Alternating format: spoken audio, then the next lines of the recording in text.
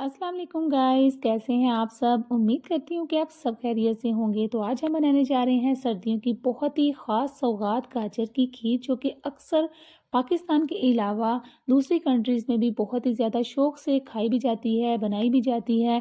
Recipe इसकी बहुत ही simple सी है, वीडियो को आपने बिल्कुल भी स्किप नहीं करना है और जाने से पहले आपने ये काम ज़रूर कर लेना है जो कि आप अक्सर भूल जाते हैं। वीडियो को लाइक शेयर कीजिएगा, चैनल को सब्सक्राइब कर लीजिएगा और साथ ही लगे हुए बेल के बटन को भी ज़रूर प्रेस कर दीजिएगा। ये आपकी तरफ से मेरी मेहनत का इनाम होगा। तो चलिए फिर रेसिपी को स्टार्ट करते हैं। तो यहाँ पर मैंने लिया 2 किलो दूध, इसको हमने बॉयल करने के लिए रख देना है। और यहाँ पर मैंने 2 मुट्ठी चावल जो है वो भिगो के रखे थे 1 घंटा पहले पानी में। पानी हमने निकाल दिया है, उसको हाथों की मदद से आपने इस तरह से पीस लेना है।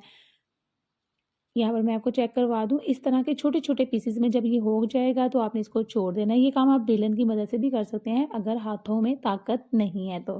तो यहाँ पर दूध तो बॉयल हो चुका है, अब इसके ऊपर जो मलाई आई है उसको आपने बिल्कुल भी नहीं निकालना, ये अंदर ही रहने देनी है, इससे बहुत ही अच्छा-सा टेस्ट आएगा।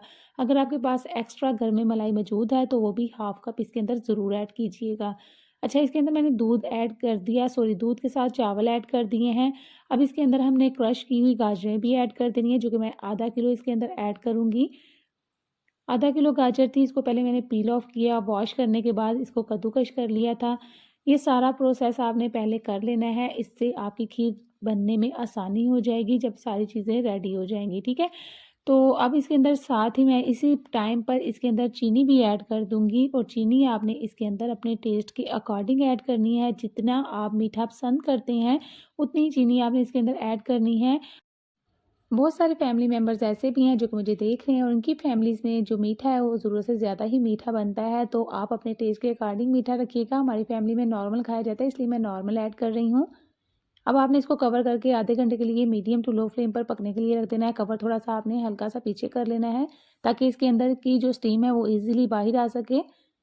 यहाँ पर मैं आपको चेक करवा दूँ, ये प्रोसेस है इसका अभी पकने का, अभी ये डन नहीं हुई है। अभी हम इसको मज़ीद आधा घंटा कुक करेंगे। आधे घंटे के बाद इसका टेक्सचर चेक कर लीजिए।